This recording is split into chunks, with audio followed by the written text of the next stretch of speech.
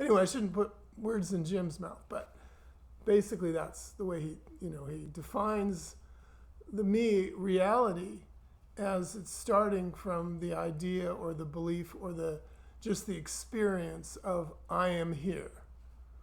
Okay. Now he's not the first person to say that, but well, maybe Tony Parsons is. I don't know. No, he's not either. But I'm sorry for dropping all these names. I don't want to do that. But I just mention it because Jim's statement of what the me is really, really clear. It starts with I'm here, the here. So, how this all came up is because I said the me is never here. And that's really ironic. Okay, because the me is the one who's here, but those are two different heres. Okay, so the me is the one who's here. It comes with the realization, or the not really realization, but the feeling, or just the reality of being here comes up. I'm here as separate. In other words, I'm here located. I'm here in this place, having an experience. That's the beginning of me. That is me. Okay? It's the perception that I am here as something. Okay? And that begins the division, divides everything between here and out there. That's me. Me is the one who's not out there, but here. And out there is in relation to me here. And you're there, and I know you. And I'm related to you, and I'm related to the world because I'm here, and the world is there. Or that book is there. I'm here. I can pick up the book and use it and read it. It's the subject and object scheme of world. Comes from me being here. The next moment is, and I'm not talking about Jim Newman now. This is me talking. Jim just had he says it all the time. Me starts with I'm here. And it's kind of a Advaita Vedanta idea also. Forgot what I was saying. Totally forgot. So, anyway, I'm here. Oh, I remember what I was going to say. I was moving to what being here. The next thing is I know. Those are they go together. The me goes together with all of its parts and pieces. But I'm here means I know. It means I know I'm here. Okay, so that is the same moment. I'm here is saying I know I'm here. It's almost like I think, therefore I am.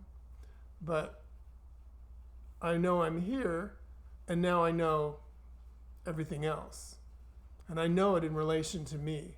And that starts the story of what everything is. That's how it's able to happen. You can have a story because it takes a central place that's here. If you have no here, then you can't make a story, because how do you get a beat on anything? How can you know anything if you don't have a point of view, which is here? So I'm here, I know, and that gives me the whole story of the world, and everything is in relation to me.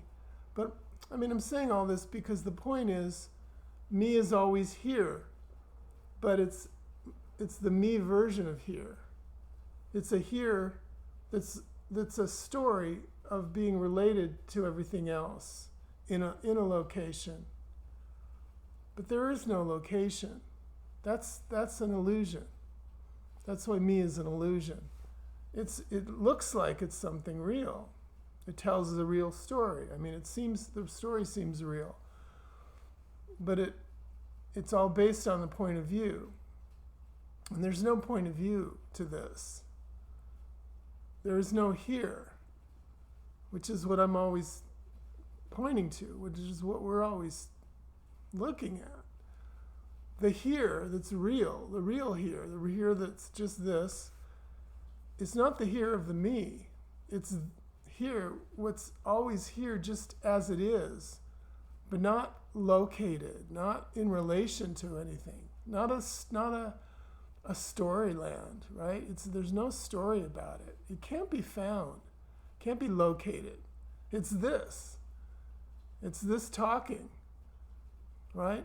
Where is this? Where is the viewing of the video? Where's the hearing? It isn't anywhere. It's everywhere. Wherever everywhere is. But that's what there is. And the point about me, who me starts from being here, but as I began, me is never here. Me is always somewhere else from here, because me is always in a story of being here to me, but the me's here is its own eccentric ideation, fantasy, creation of a here point in a story that isn't anywhere, doesn't exist, and is not here. It's always elsewhere. That's the thing about me. I'm always somewhere else than here. I'm always moving off the point. I'm always looking. I'm always seeking. I'm never just here. I'm always in the story. I'm always moving in the story. I'm always somewhere else than just here. Just what is. There's always an add-on. There's always a story going on. There's always a point to be reached, a problem, a question in the balance. There's always something taking my attention. When somebody's occupied and they don't hear what you're saying, and you say, they'll say, I was gone for a second, or whatever. They're not here because they're occupied. Well, that's the me. The me is occupied with its business, its search for that